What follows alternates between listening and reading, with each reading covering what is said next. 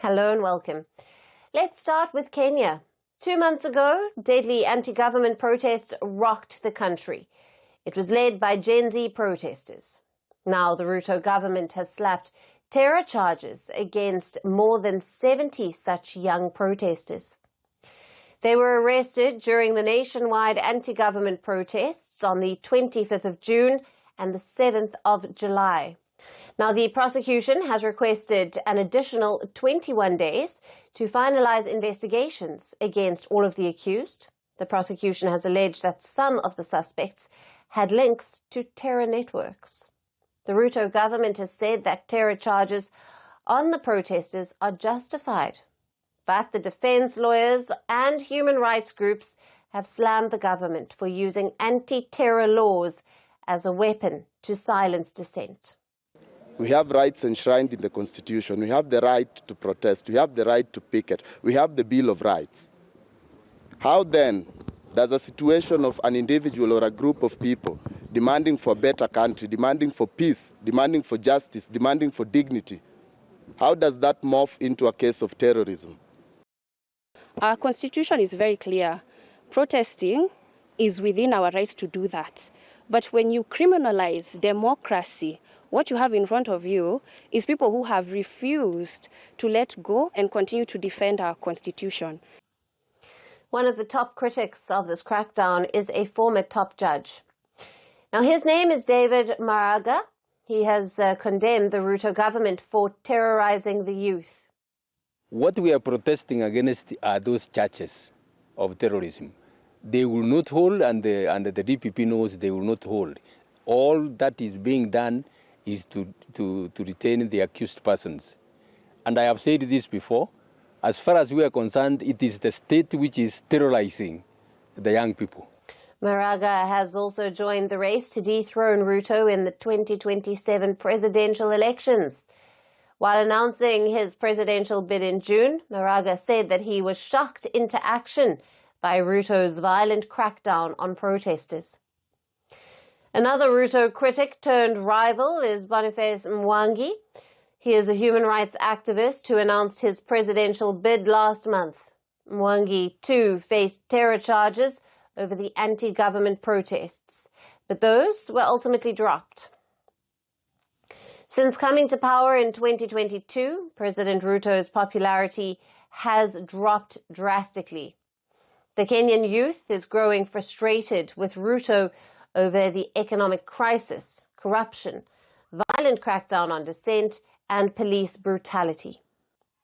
As per a report by the International Justice Mission, more than 40% of Kenyans have experienced police abuses, and 69% reported witnessing misconduct. The Kenyan police have also been accused of using excessive force against protesters during the deadly anti-tax protests in June last year. Since then, a wave of deadly protests has hit the East African nation. Despite the growing public outrage and international criticism, Ruto has stood firm so far. He is even seeking a new term in the upcoming elections. But the public anger is growing, and any further attempts to silence the Kenyan youth is likely to backfire on the Ruto government. Now, for more on this, we have with us Stella Agara, a governance and security analyst who is joining us live from Nairobi in Kenya. As always, great to have you on the show. Thank you, Stella. Thank you for having me. Now, from a legal and a constitutional standpoint, does the Ruto administration have a strong basis for framing peaceful or even disruptive protesters under terrorism laws? And what precedent could this set for freedom of assembly in Kenya? I think let me first register in this conversation, Alyson, that it takes a very high threshold to prove treason in the courts in Kenya.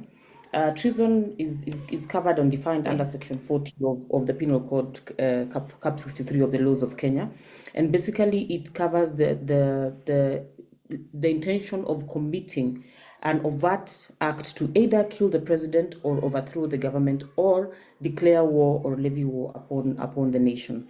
For a court or for the prosecution to be able to prove that these young people have actually engaged in treason, they would have to, one, provide evidence that this group of people had the intention to actually commit either a murder of the president or an execution of the president, or to overthrow the government as the law defines. In that case, they would have to provide evidence, written evidence of intentions or a plan or a devising of some sort, of some plans to be able to do the same. Right. The other thing is they need to demonstrate that there are overt acts to actually commit this crime. I doubt that they're going to be able to reach this threshold, and I'm not surprised that the prosecution is asking for 21 more days, because the evidence that they would have collected around this case is evidence around people planning to protest, which is legally covered in the laws, and I like that I've seen it in the news item that you have done. Picketing, assembly, demonstration, having conversations to plan for picketing and assembly is something that is legal and acceptable in Kenya, and so it will be very difficult for them to prove that threshold. I know, and I'm certain, and I can say it without fear or prejudice, that this is an act by the state to try and limit the young people, to exhaust the court cases, to make it extremely expensive for young people to participate in protests. But the agency around which these young people are organizing will not stop them. They will have to arrest practically all the youth in this country if they do not focus on addressing the issues that the youth want the government to address. Right, Stella. And the former Chief Justice, David Maraga, argues that it is in fact the state that is terrorizing young people. How does this critique reflect broader concerns about shrinking democratic space in Kenya? And could this strategy risk fueling further unrest rather than curbing dissent? I think one of the first of all, let me agree with the former Chief Justice that indeed what we are seeing with these charges, with these trumped up charges on treason, and even the clampdown on the voices of citizens is actually evidence of shrinking political space in Kenya. It's something that has been happening gradually under this government and is now becoming a worrying trend. Some of the yardsticks that we'll be looking at is, first of all, the disregard for the rule of law and constitutionalism, refusal by the government to follow court orders, even when it has been demonstrated that there are certain actions they need to take legally that they refuse to take, even the refusal to prosecute state agents who they are using to attack the citizens. When you look at the decreased representation of the people, where even the representatives of the people do not cover the interests of those who that they are representing, that you will not find a conversation in Parliament about the question of these treason cases is problematic. The muzzling of the voices of youth, arresting them, abducting them, accusing them of treason is definitely a sign of shrinking political space.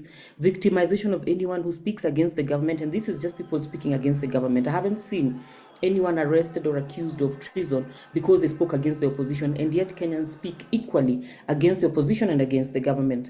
The imminent dictatorship that we're seeing rising in Kenya is definitely a factor. Where the state and the president is constantly right is definitely a sign of a shrinking political space. The crackdown on the opposition leaders, attempts to even arrest them and stop them from having meetings. And finally, for me, Alyson, is the suppressing of the voices of youth and women. We have seen most of the youth voices being suppressed, and now very recently we've also started seeing suppression of the voices of women, especially representatives in the National Assembly. That then gets to tell us that we have a problem, and a huge problem coming up, and if nothing is done, we may actually not be able to defend the tenets of democracy in our nation. Right. And Stella, taking it one step further, given Kenya's role as a key regional ally in counterterrorism, how might the decision to equate Gen Z protesters with terrorists affect its international reputation and its credibility in the fight against genuine extremists' threats in East Africa? My first conclusion is that we are going to be taken for a joke. Kenya has had an exemplary record in the collaborations for the fight against violent extremism and countering violent extremism in the region.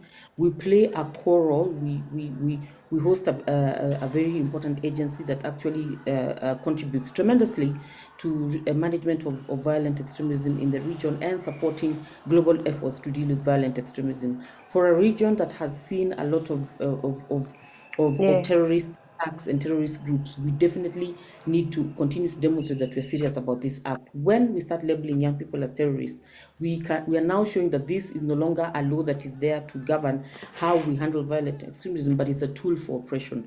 We risk being taken as a joke. We risk being considered probably not up to the task of actually dealing with violent extremism. But most importantly, we risk legitimizing the terrorists who actually continue to terrorize our nations in the East Africa region, especially at a time such as this, which is the period when we are commemorating the 9/11, and it's a time when we need to be demonstrating to the world that we understand the task we took up the day we decided to fight violent extremism, even as we continue with running our nation. Yeah. Stella, thank you very much for being with us on Firstpost Africa. Thank you for having me. Firstpost now available in 9 languages on YouTube. English, stands at $36 trillion. French, Le FMI, comme German, Geschäftsführenden Direktor, Hindi, $30 trillion kakarjo. Indonesian, Pemerintah tanpa pemeriksaan. Italian, Sekali radikali. Japanese, 4 兆ドル以上も Portuguese, por causa do próprio balanço patrimonial. Spanish. Beautiful bill. Go to Settings, click on Audio Track and select a language of your choice. Be the first to know what's happening around you in your first language. Firstpost.